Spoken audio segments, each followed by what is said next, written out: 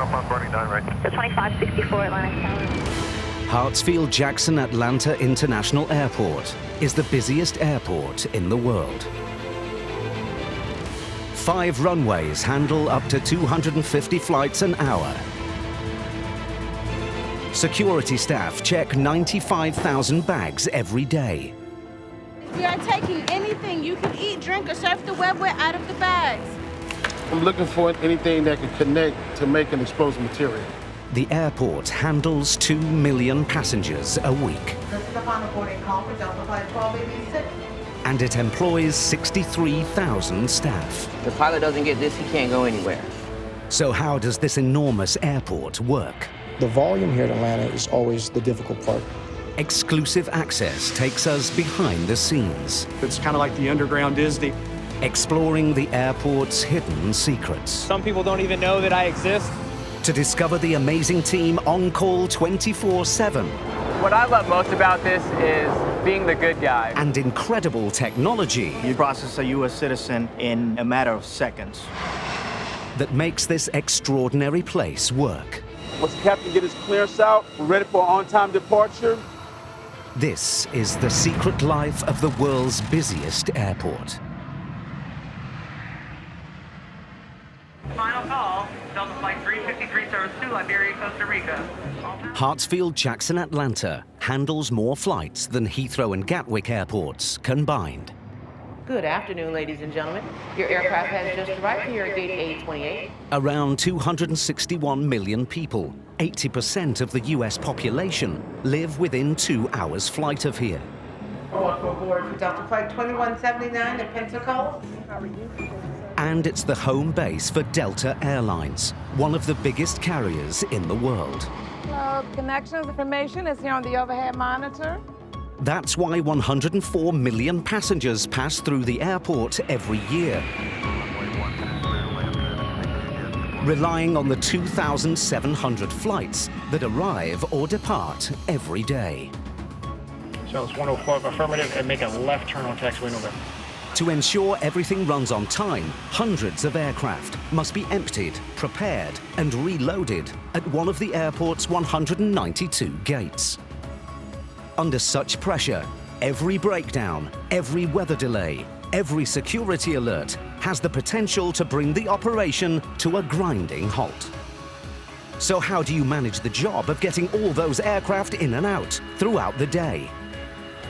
This is where it all starts. Delta Airlines Ramp Tower, one of 3 across the airport. And American 1309, coming on your left side to your gate, Tango 10. From here, the staff control all the operations required to turn an aircraft around across 60 gates simultaneously. Each flight has certain things that have to happen. It has to be fueled, has to have catering, has to be clean. So we're coordinating all those different inspections and activities that go into it every flight. We're ground control. So we bring the planes in and we push the planes out. Repeat and go, repeat and go. Roger, United 4484. Your push approved tail south. Currently there's 2 in queue. Ramp controllers manage the flow of aircraft, enabling pilots to find the right gate and head for the right runway. Hey, I got Bravo 29. It's ship number 950. Gate controllers oversee the turnaround itself, managing up to 8 gates simultaneously, constantly troubleshooting problems. My gate Bravo 31, he just pushed off the gate. He was on time, and I got Bravo 33. We have the jetway off, and it looks like he's going to be early. It's the gate controller's job to liaise with the ground crew to ensure baggage tugs arrive for the luggage and catering trucks arrive with newly loaded galley carts. But one vehicle you won't see out here is a fuel tanker. So how do these planes get refueled? Running underground is a hidden network of pipes, 23 miles long, which feed fuel to every single gate at the airport. And the system pumps 11 million liters of aviation fuel every day. SkyWest 109, North Cargo, Dixie 35. The ramp tower has information on every aspect of an aircraft's operation, from how much fuel it needs to how many bags should be on board. This information is fed to the ground crew using the latest in handheld electronics, which is how they know that this flight has a problem. We are out 41 bags. Hey, listen, you guys got in the bag. I got 2330 Tampa Alpha 7. We're missing about 40 bags. Okay. It's 2330, and we got 15 minutes on the clock. 5 or 10 minutes, and the issue should be resolved. All right, 38.5. Hey, stand by 1 second, Bob. San Francisco, Bravo 22. It's the job of the ramp tower staff to deal with any issue and minimize the risk of delay.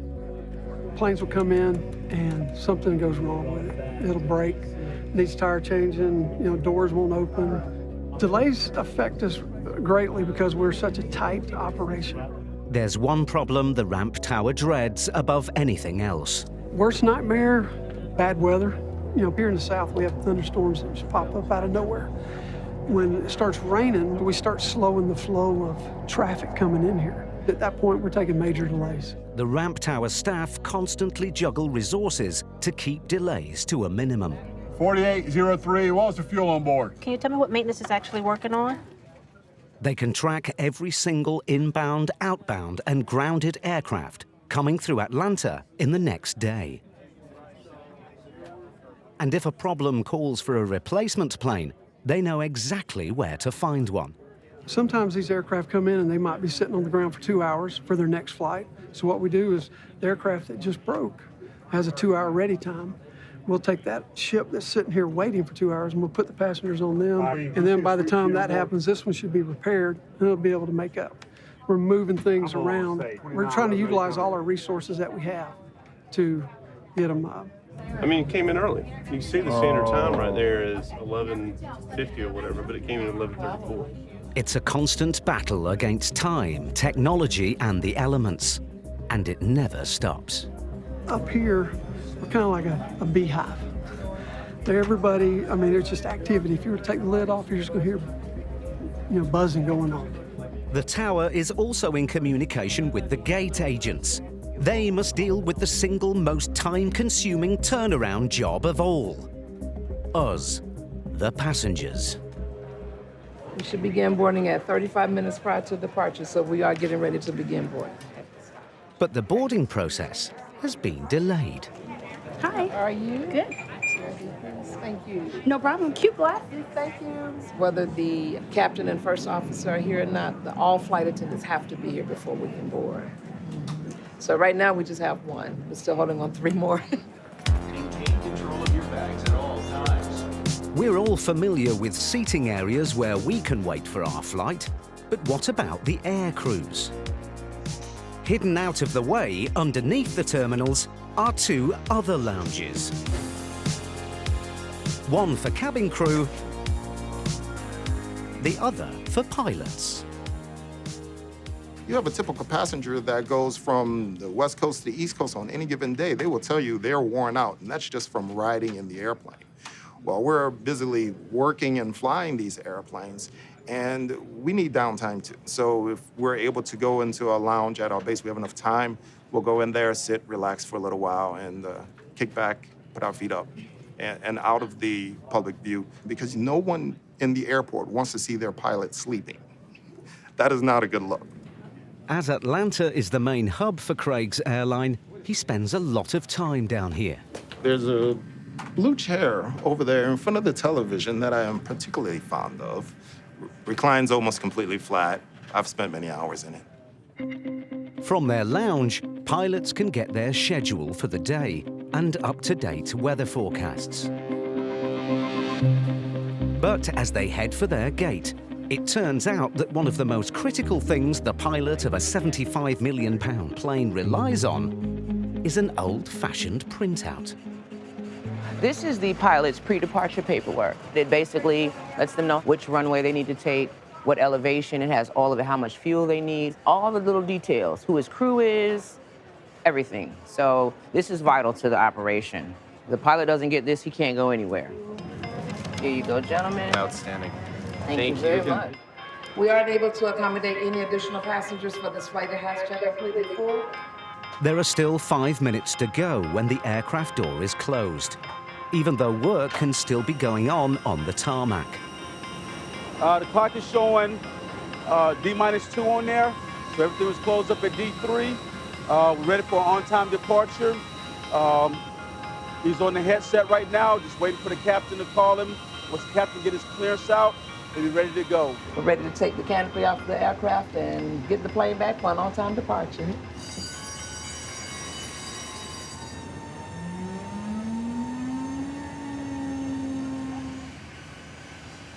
The ramp controller liaises with air traffic control. Roger. Before giving the pilot clearance to move. Right now, we got this aircraft that's pushing back. We're giving them instructions on how to go so they can get oriented to the right runway so they can take off. Flight DL-2330 heads off to Tampa, bang on schedule. But keeping Atlanta's 2,700 flights a day on time isn't just down to the ramp towers. Hidden out of sight is a vast subterranean network, moving passengers and baggage from one part of this enormous airport to another.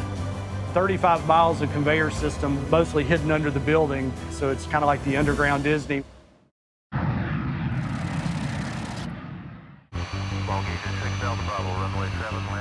Hartsfield-Jackson, Atlanta has been the world's busiest airport for the last 2 decades.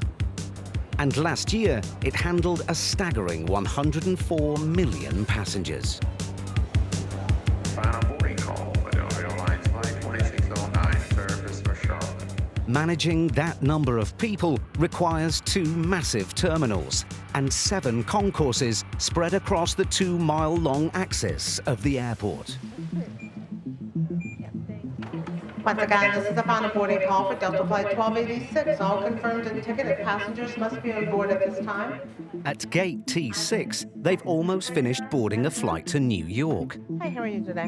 But some passengers are missing. We're missing still about 8 passengers on board. Most of these passengers are coming from a connecting flight. Atlanta is a massive hub, with flights coming in from all over the world, as well as across the USA. Over 60% of passengers are changing from one flight to another. And with gates as much as 1.5 miles apart, getting them from one aircraft to another is a huge issue. So how do you get passengers to their flight on time?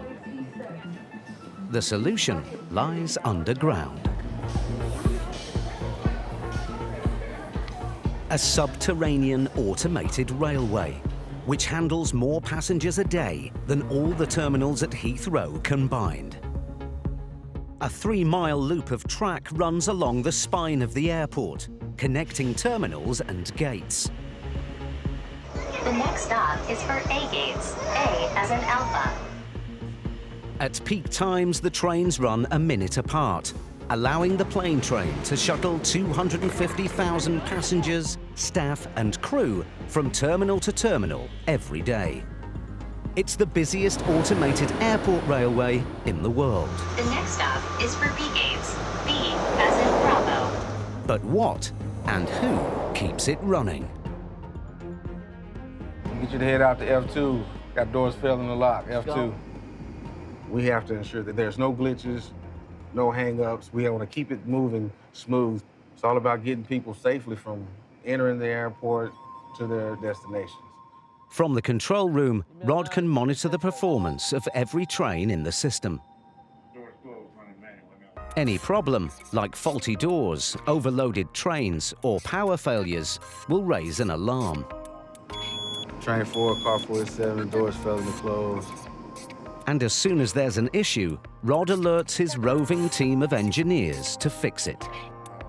All right, no problem.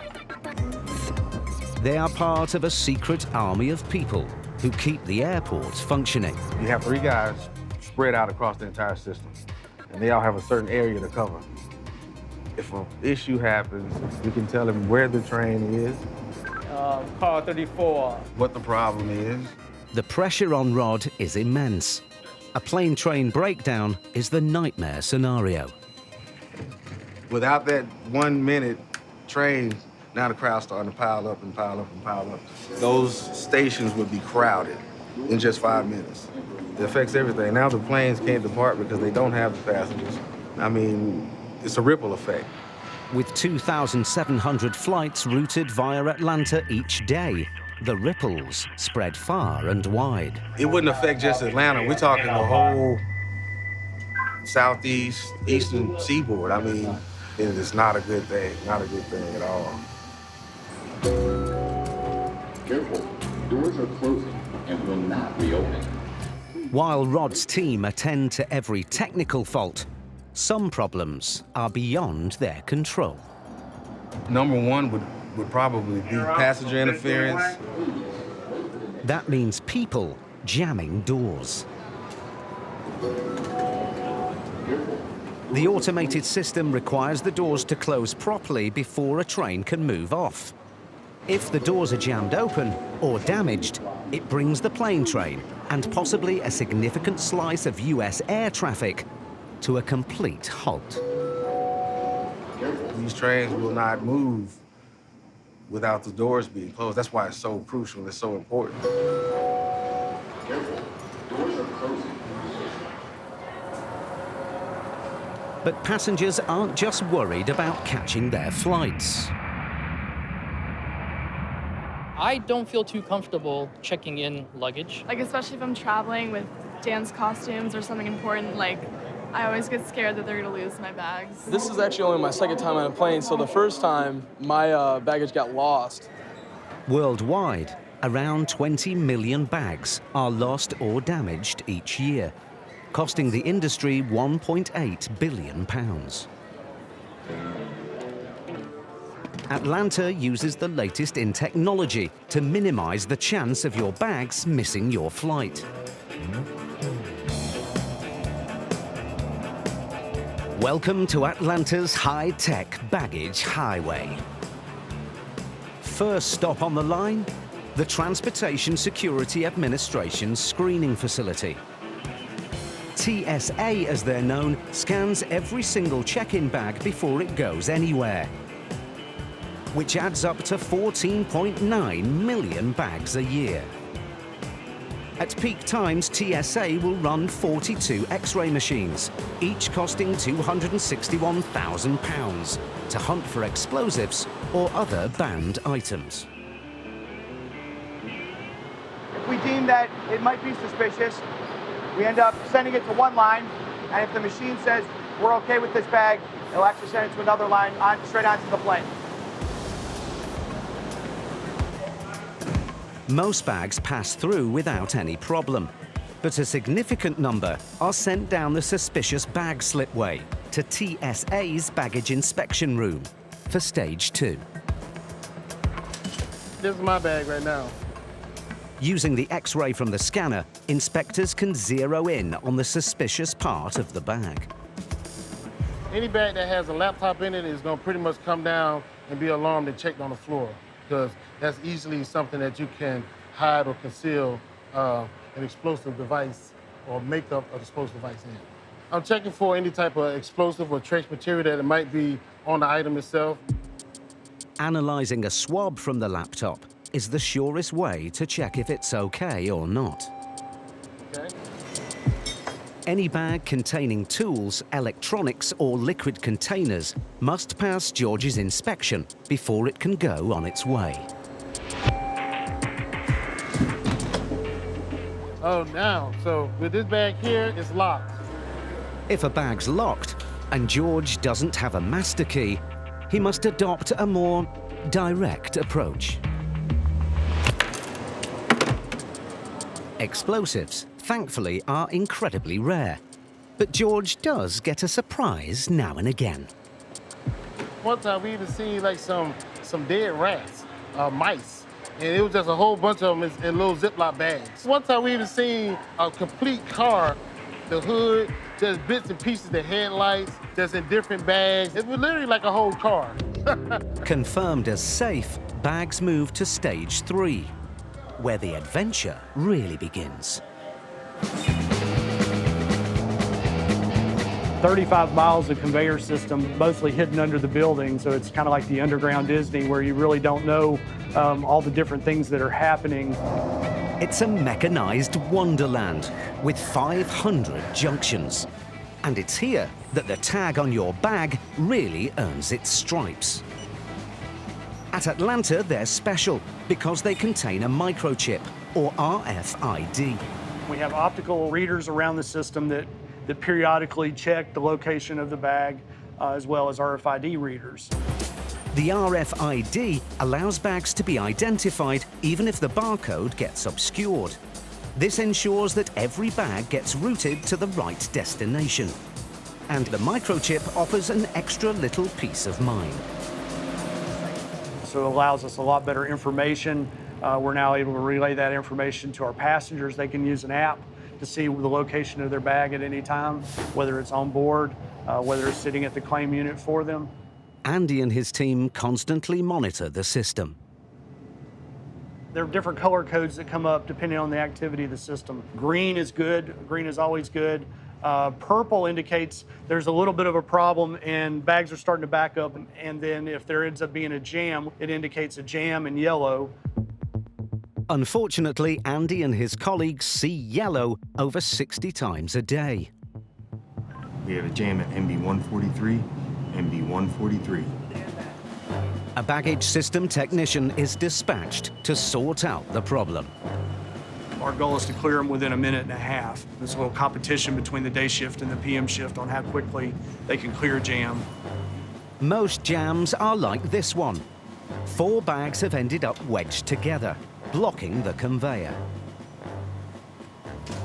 It's simple enough to clear, and Andy's computer screens are green for go again. The biggest cause of lost bags is when luggage is in transit to a connecting flight. At Atlanta, they have an ingenious solution to deal with bags which have a long layover. Bags like this one are sent to a facility called cold storage.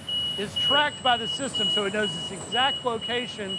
So if this particular bag, which is going to Sacramento, is needed for a flight going out, then the bag will purge out, go to its on-time pier, and then any other bags that were not needed at that particular time by the system will come back and be sorted back into a time lane. The final stop on the system is one of several unloading stations.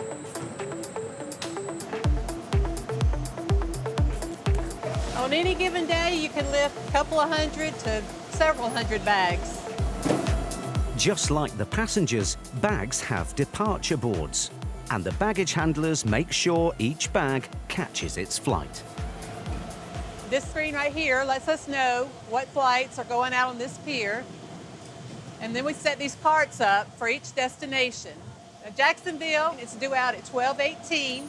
We like to haul the first cart out 40 minutes prior to departure. Then if any other Jacksonville bags fall, we like to have those to the gate within 25 minutes of departure. The most we've handled in any particular day was 108,000. That's pretty mind-boggling how many bags we're able to move through here in a day, keep them sorted out, get them to the correct flights.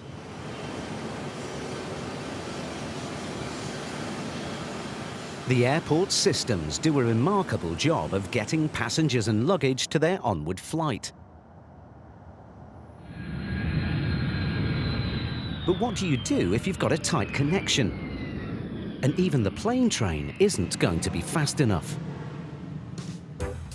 Ever wondered what those people with name boards on the air bridge are doing? Hi. Are you Mr. Stender? I am, yes. How are you? Good morning, sir. Delta passenger Stephen Stender has less than 30 minutes to make his connection. Well, I've got a nice treat waiting for you downstairs if you follow me. Having alerted the airline to his problem, they've stepped in to help. This is their Porsche transfer service, reserved for VIPs, paying clients, and people who really can't afford to miss their onward flight. I was really sweating it, you know. I was a little concerned about weather and everything else. It's a big day. Actually asking my girlfriend to be my wife. I'm flying home to Milwaukee, and immediately as I see her, I'm gonna ask her to marry me. And we are then celebrating. We're off to Hawaii. It might seem a bit absurd, using a sports car capable of 160 miles an hour to tootle across the tarmac at a modest 30. But with an automated massage included, it's been chosen for comfort rather than speed. We could just take a little tour around the airport for an hour. I could get used to this. And again, just watch your step, Mr. Sender, as we head up. Perfect. Great. Thank you. One passenger's journey that could have gone south is now heading north, on time to Milwaukee.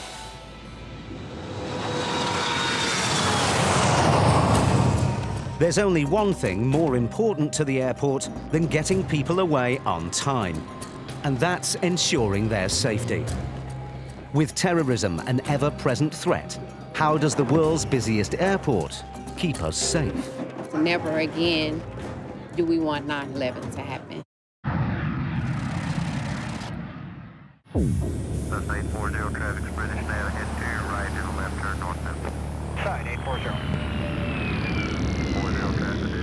Across the world, there are estimated to be as many as 16,000 planes in the air at any one time. Controlling each and every flight is a mammoth task. Point 326, taxi via the pink 3, hold short, runway 9 right. Hold short, runway 9 right via the pink 3, Delta 2326. At the world's busiest airport, air traffic control is one of the most challenging jobs. We are servicing 150 domestic destinations, 70 international destinations, and 50 countries. And so our job is to make that portion where you start and you end your flight as seamless as possible. Delta 2564 is coming up on Bernie 9 right. It's a non-stop carousel of planes in and out. Southwest 105 at Romeo 3, cross runway 9 right, turn left on taxiway November. Sir, Delta 1375. Every airport is different, but here in Atlanta, you have to have that energy to keep going and keep moving forward when you are getting behind, because you can get behind real fast here. Paul and his colleagues handle 5 parallel runways in constant use and 2,700 flights a day. We can handle anywhere between 130 arrivals an hour and 120 departures an hour, so roughly over 250 operations an hour. So how do you manage the flow of aircraft when there is a takeoff or landing happening every 15 seconds?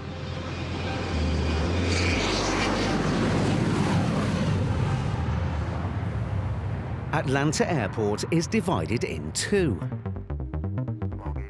Each side serving one half of US airspace. On each side, one runway is dedicated to takeoffs, the others to landings.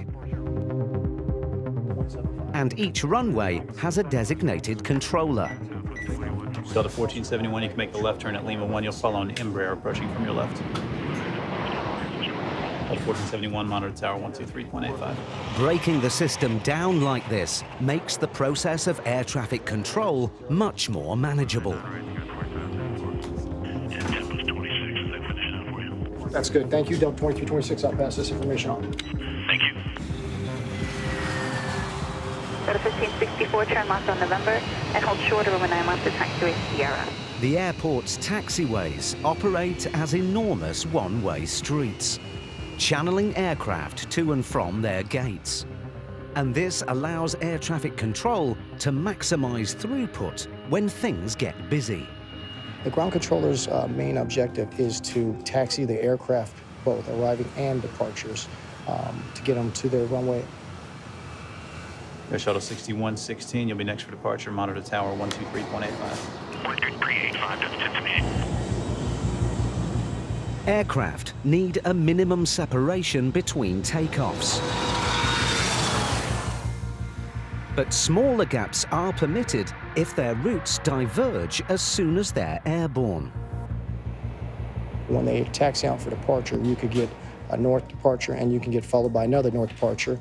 And what the ground controller would do is he would park that second north departure and wait for a west departure to come out. 314 Atlanta Tower, one on the right, wind 0605, clear to land, you're number 2.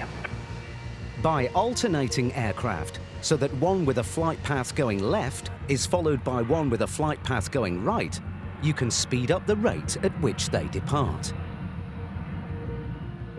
That's fine for getting aircraft out. But how do you get inbound aircraft to the gates without crossing busy runways? Atlanta's built a way to keep the taxiing traffic flowing. Called Taxiway Victor. It's effectively a bypass, diverting taxiing aircraft round one end of the runway. But the crucial factor is it sits in a man-made dip. This means the taxiing aircraft is below the level of the runway, so it won't interfere with aircraft taking off. It actually reduces our runway crossings by about 600 crossings a day, and it also allows the aircraft to keep moving, which means they don't have to idle down and power back up, so they use a lot less fuel. In air traffic, it's always good to keep an aircraft moving. A moving aircraft is a happy aircraft, as we say. So even if you're taxiing longer and you're not stopping, I think the passengers enjoy that, because at no point do you stop. Taxiway Victor's been so successful, a similar system is planned for the opposite side of the airport.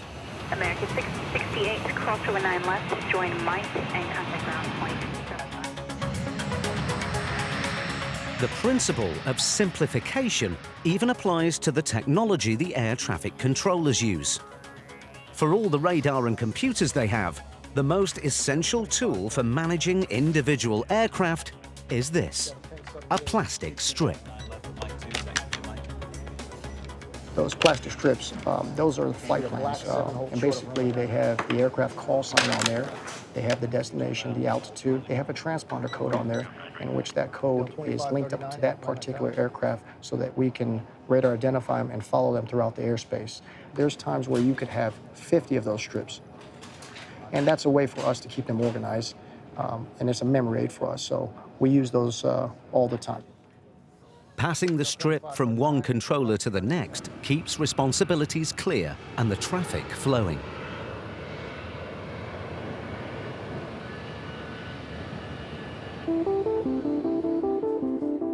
Airports rely on keeping the passengers moving as much as the planes. And as any regular traveler knows, that means clearing security. Having people go through security is probably the biggest thing, you know, with 9/11 and everything after that, you know.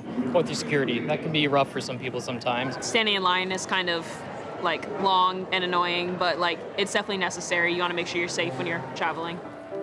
The Transportation Security Administration, or TSA, are responsible for all U.S. airport security. Your attention, please. Airport security alert. Please maintain control of your bags at all times. They were formed in the wake of the 9/11 terrorist attack, and Christy Newton-Terry was one of their first employees. The training was very fast. I had my interview, my tests, everything all in the same day. Within a 3-week span, it was like this, and I had a job that has lasted me this long. It was amazing to me, you know, what it is that we do. You know, basically saving the public every day. Yeah. Move your jacket. Sir, you can step around. I have an open station in the front. We have a motto, not on our watch. Basically, it means never again do we want 9/11 to happen.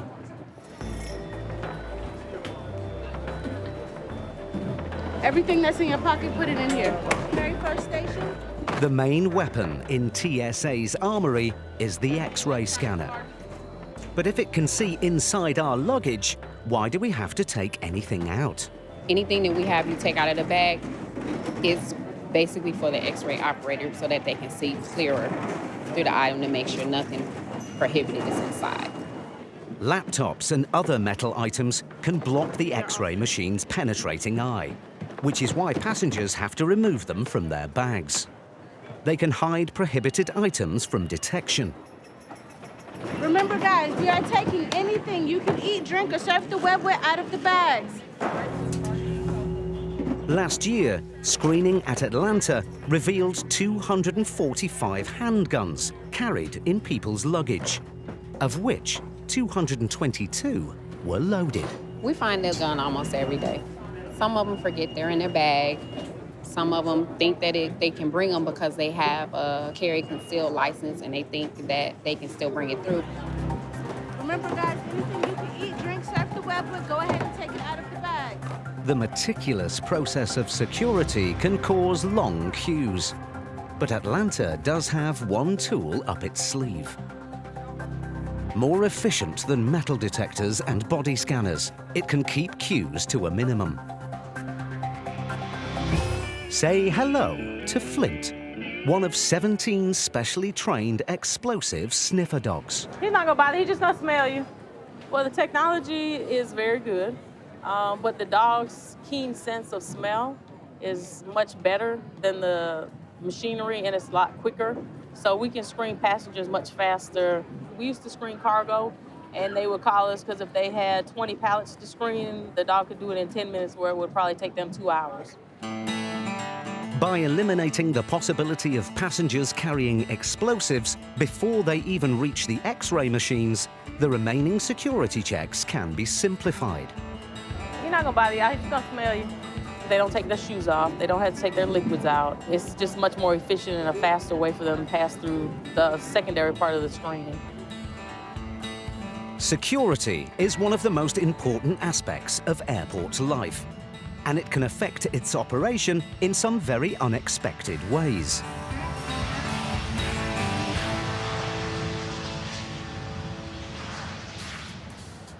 Take food, for instance. With 275,000 people passing through every day, restaurants are a vital part of the airport. We'll get a bite to eat before we get on the airplane just because of the fact you never know what they're going to serve you. You know, if you're waking up early to go to an airport, you're all stressed, you don't really have time to eat, so getting there and having a place to eat is always nice.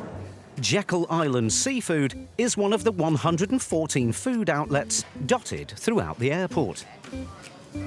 Most of the seafood, the shrimp and fried fish and crawfish and calamari, most of that stuff's 10 minutes tops. With chicken, it takes a little longer to cook, so we're looking at about 15 minutes. Definitely no longer than a 20-minute ticket time. Whether you're turning out grilled Atlantic salmon or just a burger, the question is the same. How do you get all the ingredients and staff to cook them into the airport without the headache of passing through security? The answer is, you can't.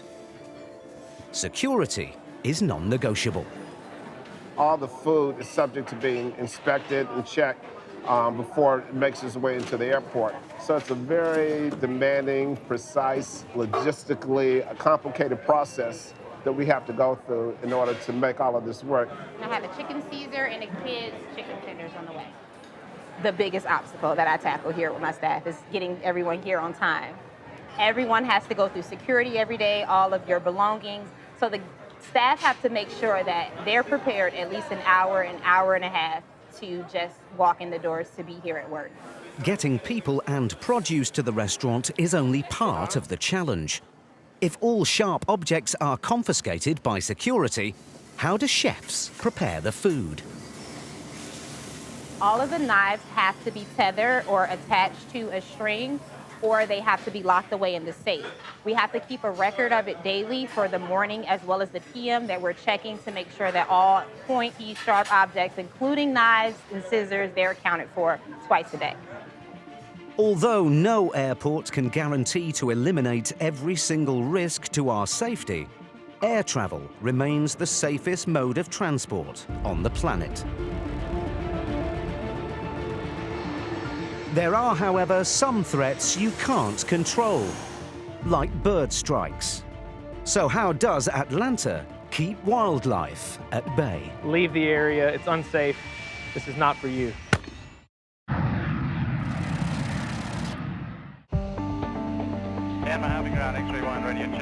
As any regular traveler knows, Mother Nature can have a dramatic effect on air travel.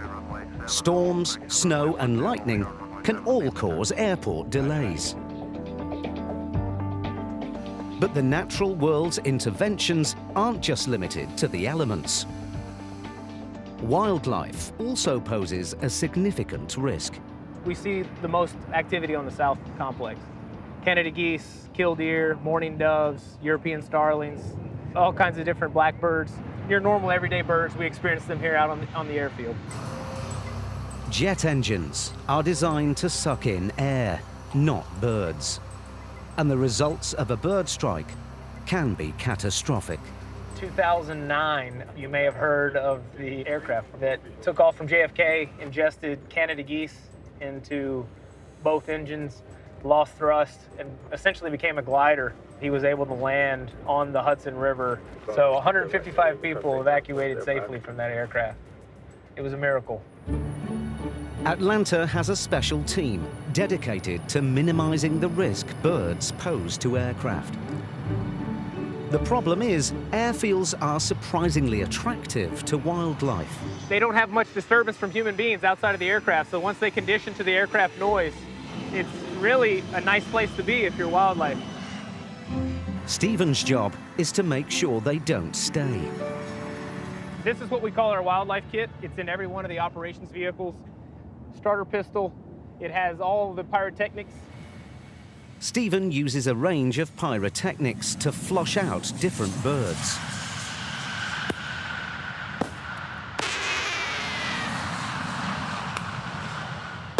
But not everything in his kit is about scaring wildlife. Gloves, along with alcohol wipes. These are used when Stephen collects this, the remains of a bird strike. Blood, feathers, dry tissue. We call that snarge in the industry, snarge. The snarge will be collected and bagged up for DNA analysis at a laboratory. ID into species helps us determine what's bringing that wildlife to our airport and what we need to mitigate. On an airfield that covers nearly 5,000 acres, getting rid of troublesome wildlife requires more than just a suitcase of equipment. This is one of our wildlife deterrent units. It consists of a propane cannon and then also a bioacoustic generator. So this is a sound system that's playing multiple different species distress cries to say, leave the area, it's unsafe, this is not for you, so please remove yourself from the environment. Go ahead and activate the cannon after he passes. Despite all these efforts, birds still take up residence at the airfield. Right now, in July, we're seeing our peak bird strike numbers, and that can range from one a day to one every other day. When taking into account how many movements we have here at the busiest airport, it's not bad. We don't have a wildlife problem necessarily, we have an aircraft problem. Catastrophic bird strikes are incredibly rare. But what happens when a plane is damaged? This building, over a mile long, houses Delta Airlines Technical Operations Department, or TechOps for short. If a plane arrives at Atlanta after a damaging bird strike, this is where it ends up. Anything that's solid that goes through an engine typically does significant damage. The worst damage I've seen was a bird strike, which caused all the blades in the HPC to disintegrate. And so the HPC that we see behind us here has nice uniform blades, and the worst one kind of resembled a corn cob, after the corn had been eaten. And we actually refer to it as being corn cobbed. And all the blades break off, and it is a mess. Blaine's team don't just deal with repairs. This is where the majority of the 1,700 engines that power Delta's fleet get serviced. We overhaul engines for Delta. So we've got about 8 different engine lines, and we can bring the engines in, disassemble them to the piece part level, and reassemble the engine, and then get it ready for test. These engines are incredible pieces of engineering. The temperatures and pressures that they work at are extreme, and they often stay on wing for thousands and thousands of hours and thousands of cycles. An individual engine can cost as much as £6 million brand new. Servicing them requires an extraordinary range of techniques and materials, which is why a complete overhaul can cost as much as £2.3 million. Aircraft, like engines, will run for years and years with a regular service. So specialist teams work every night to get planes back in action in the morning. This plane tonight, we have a RON. It's a remain overnight visit where we do standard routine maintenance on them. On this one tonight, our main focus is on the vertical stabilizer. Most of the other checks we have on it are like servicing tires, changing brakes, the fluids. We'll be doing engine work where we're changing the igniter plugs. We have a really good crew, and we work through the issues. We figure out what the problem is and what it's going to take to fix it, and we try our best to get it fixed and be able to turn the aircraft. Have you already got it opened up yet? As the lead technician, it's Donna's responsibility to oversee every aspect of the service and to make sure the aircraft is ready before the dawn deadline. I just love working with all the hydraulic portions of the aircraft, and I want to be in there turning the wrenches. Delta serviced 21 different kinds of aircraft in this hangar, each comprised of millions of parts. If just one of these spare parts is out of stock and a plane can't fly, the costs of the delay and the knock-on effects can quickly skyrocket into the millions.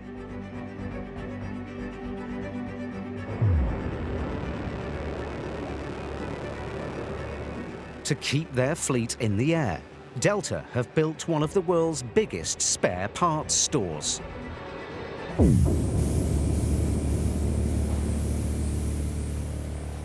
It's beyond me how many parts would actually be on here. There's 2.4 million different part types, but actual parts, probably trillions, who knows? Finding parts in such an enormous store is so complicated, the entire system has to be run by state-of-the-art computers. When the mechanic orders a part, it goes through the system, so it actually queues up everything for us. The system will determine what parts and what priority they need to be picked in. It brings it to us. Once we confirm that order, it sends it back, and then the retriever will bring another part. Sometimes it's a struggle to keep up with the orders, especially in the summertime. That's our peak season. The mechanics are busy keeping the planes cycling, and we've got to get those parts to them, so sometimes it is a challenge to keep up. Maintenance is so important to Delta's operation that the team here retrieve and send out a staggering 46,682 parts and components every day. And the need to keep aircraft in operation can have unexpected consequences in the normally cutthroat business of US airlines. Unfortunately, every once in a while, we will find ourselves out of stock on a part. So sometimes airlines work together and they share parts or borrow parts from each other or buy parts from each other. It's very, very, very rare that we ground a plane. Meticulous maintenance is what makes global air travel possible. But how do you maintain the airport and its systems when they're in constant use every day? Welcome to the secret nighttime army, responsible for keeping the world's busiest airport up to scratch. It's one of the most crucial systems that is on any airport.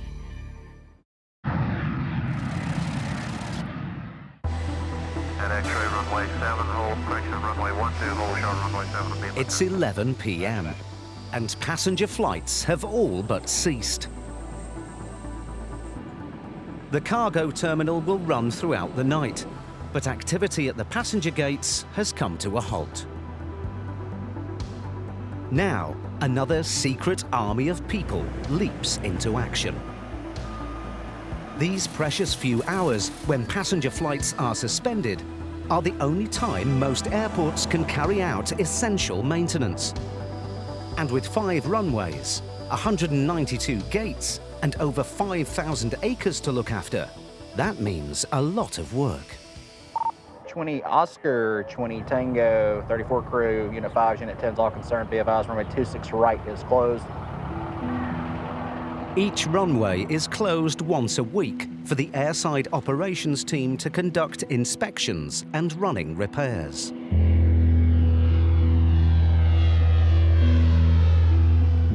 So right now I'm beginning the nightly airfield inspection. We're going to start with airfield lighting. Runway lighting ensures pilots can clearly see the runway, whatever the weather. And nighttime is the only time these legally required checks can be made. We're looking for lights that are out of service, lights that are angled the wrong way, lights that are overly bright, lights that are very dim, anything that could be detrimental to the operation of the airfield. We cannot have more than 2 consecutive out, and we cannot have more than 10% of the entire lighting system out of service. It's a big job. 18,295 lights are needed to illuminate the airfield properly. The lights aren't just there to indicate runways and taxiways. Special patterns and colors help tell a pilot exactly where they are on the airstrip. This is a 9,000-foot runway, so you want the first 3,000 feet for the touchdown of an aircraft. What we're seeing on the left and right sides of the center line, and they are 3 lights spaced 150 feet apart from each other, what we call runway touchdown zone lights. South 1470, right turn at the end, and then There aren't just patterns at the start of the runway. Other lights tell you when you're close to its end. From this point, we have 3,000 feet remaining to the end of the runway. And at this point, your runway centerline lights will change from white in color to alternating red and white in color. November 4, roll to the end, please. November 2 is unavailable. 572, roger. And the runway centerline lights will change as we approach up here the 1,000-foot remaining mark from alternating red and white to solid red. The lighting code isn't limited to the runways. Green lights indicate the center of taxiways. Blue, the edges. And flashing yellow means you're about to cross an active runway. Heading 280, clear for takeoff, runway 26 left southwest. Matt's lighting check isn't the only work being carried out at night. This is the only time they get to mow the majority of the airfield. Managing grass height is crucial. Keeping it too short leaves easy feeding grounds for birds. Too long attracts small mammals and then birds of prey. Letting the grass grow to an average height of 15 centimeters is ideal for minimizing wildlife. Inside the airport's buildings, an army of engineers, technicians and cleaners has descended to ensure the buildings are returned to full working order before the first flights depart at 6 a.m.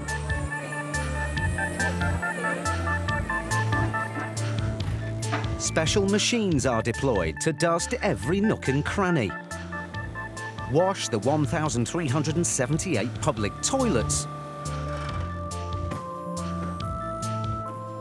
and clean 3.5 miles of moving walkways and escalators. Nothing escapes the attention of these Nighthawks. Check the G-shoe and its cable, also the C-phase cable and the A-phase cable. Good. Even the points on the plane train track get a clean. Nighttime is also the only opportunity for any airport to do construction work. Airports are all expanding right now. As aircraft keep changing, they're going to have to expand the gates to get the bigger aircraft in, or they're going to want to have more aircraft in, so they're going to add more bridges, they're going to add more hold rooms. There'll be construction constantly. It will constantly change. It's 4:30 a.m. Passengers will be arriving to check in for the first flights of the day. But there's still one routine check that needs to be carried out. All right, so now we're heading into the runway safety area, which is giving us an alert so we know we're getting to that area, which we're not allowed to be in unless we have authorization, which we do because we have a runway closure. Technicians from the Federal Aviation Administration are here to test one of the airport's most vital pieces of equipment. So here they are. Ever wondered what the mysterious antennae at the end of the runway are for?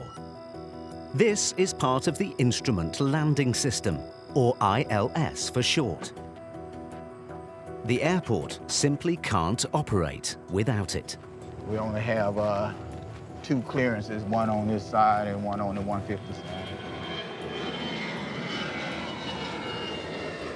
It's one of the most crucial systems that is on any airport because they are used to ensure that in the worst weather condition possible, an aircraft can land at an airport safely without seeing the runway. So I'll read and you write. 13 degree point, 299 in the 90. Got it. With a ground check, what we basically do is check the integrity of the signal that's radiating out to align the aircraft on center line. In principle, the ILS sends out 2 signals for approaching aircraft to lock onto. One tells the pilot when they're lined up with the center of the runway. The other when they are descending at the correct angle to land. And in an age of computers and digital technology, this system is remarkably old school. It relies on radio waves. It's very simple in the concept. If I had 2 radio stations, one tuned into this channel and one tuned into the other channel, and I put them on different sides of the runway, and I tell the pilot, I want you to find a spot where you can't hear either channel. When is that? When you're dead center.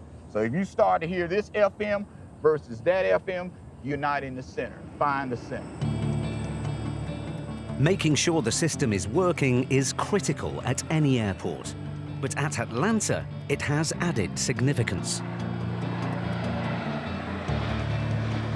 Here we have 5 parallel runways, and sometimes we have triple landings, and they're always locked onto those ILSs because there's so many planes coming in at the same time. They want to stay on that runway center line. With all the checks complete, the world's busiest airport is fully open for business again.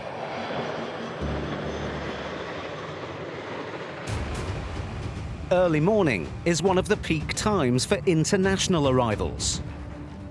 So how do Customs and Border Protection turn the airport into a frontier?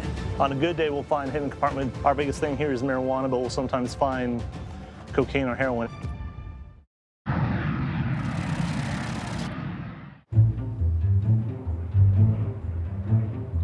Long Easy 6 Delta Bravo, runway 7, land as to hold short of runway 12, clear to land. Traffic will be 2 jets departing.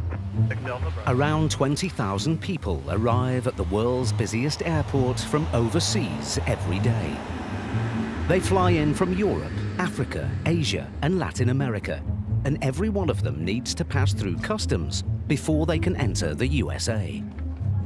But what the thousands of people queuing to pass through immigration don't realize is that the work of the customs officers has already begun.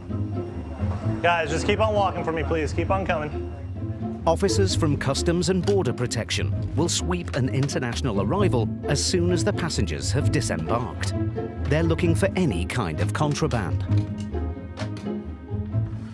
We're looking for items or compartments where they may have hid stuff that they're bringing back into the United States, including narcotics. We use our dog as another tool, and we still like to go double check everything by hand. There are too many international arrivals to check every one, so flights are picked at random. We just like to hit different flights all the time to keep everybody on their toes and mind their P's and Q's. The sweep is thorough, inside and out. Right here, I'm looking at the inside of one of the cargo holds on this aircraft. You don't just have passengers involved in the drug trade, you also have people that work for the airlines and people that have access to aircraft that are involved in it and hiding in hidden compartments at times that the general public doesn't even think about or doesn't even see. Inevitably, most of the things the officers discover have been forgotten rather than hidden.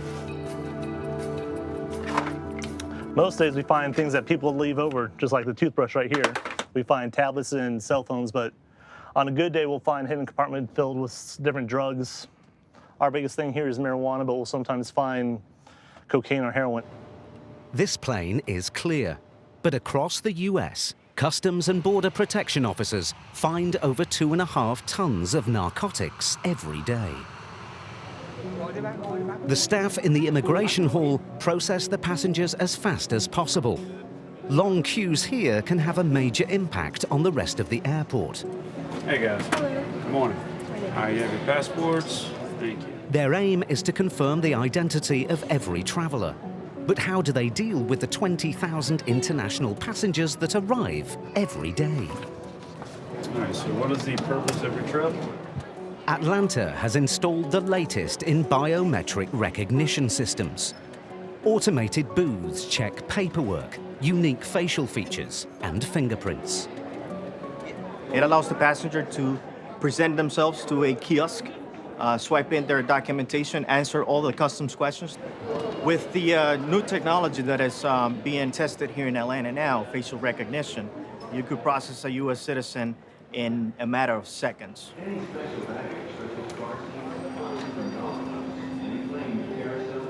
And the screening process doesn't stop in immigration. While passengers wait for their luggage, another CBP officer is on patrol. A four-legged one. Working dog, hold on. Unlike other dogs at the airport, Murray's not looking for explosives or drugs. His target might seem mundane, but it's potentially just as dangerous. Oh, Murray, what do we have here? He looks for like plants, vegetables, meats, and other prohibited items. Passengers often bring food in as an innocent treat for relatives or a sentimental taste of home. Oh, that's a good dog. Look at that ham. And every bag that Murray and his colleagues sniff out must be examined by CBP's Agricultural Department inspectors. So I see our canine has hit on you. Oh, okay. The fresh leaves that you have, that you're carrying, these are a prohibited item. So unfortunately, all your fresh fruits and vegetables will not be permitted into the U.S. today. But why is something you can buy in any supermarket such an issue? Letting a non-native item into the country could have catastrophic consequences. Any foreign pest or disease that could come into the U.S. can cause billions of dollars to our economy as far as the agricultural side.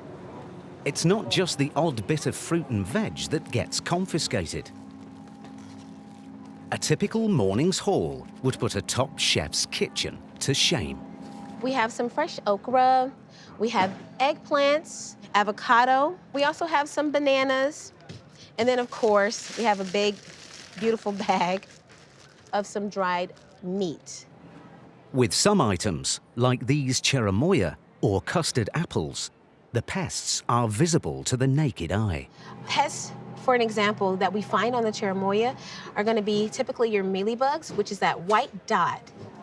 Even spices conceal potential biohazards. Inside of the cumin, there is a federal noxious weed that is found once we go through the process of sifting it. First eye contact, here are two, and so therefore unground cumin cannot come in for that reason. So what happens to this culinary contraband? The only way to dispose of it safely is by feeding it into a blender, then incinerating the pulp. Over the course of my career, I must have ground thousands upon thousands of pounds of food. In 2016, detector dogs like Murray quarantined 1.7 million items, intercepting more than 60,000 harmful pests. No mean achievement. Good boy. Given all of these dogs have either been rescued or donated to CBP. Murray is a rescue. When they found him, he was badly abused. If you look at him, half of his ear is cut off. I don't know if somebody tried to cut his ear or from a dog fight. We don't know because he was in really bad shape. He was really skinny. He was scared of people. Attaboy. That's a good dog. We have an on-time scheduled departure this afternoon of 4:48 with an arrival into Detroit of 6:39 p.m. local time. As airports become increasingly familiar in our daily lives, it would be easy to take these complex places for granted. Air Shuttle 6116, you'll be next for departure, monitor tower 123.85. Yet behind the scenes is a secret army of people dedicated to ensuring our flights arrive and leave on time. My job's invisible to the public, that some people don't even know that I exist. And I don't mind that. I get enough credit and satisfaction out of knowing that I'm making this place safer for the traveling public. Get a lot of people that come in and say thank you for what you do. I know you have a difficult job and we appreciate it. And we, in turn, appreciate those people that say that. They operate around the clock. A typical night for me starts at 10:30 p.m. It ends about 7:30 a.m. This industry, it's a 24/7, 365 industry, and the midnight shift is a necessary part of that. And they work with all manner of machinery. I enjoyed being able to take an engine completely apart and then later seeing it on wing flying safely. To make our journeys run as safely and as seamlessly as possible. They are living the secret life of the world's busiest airport.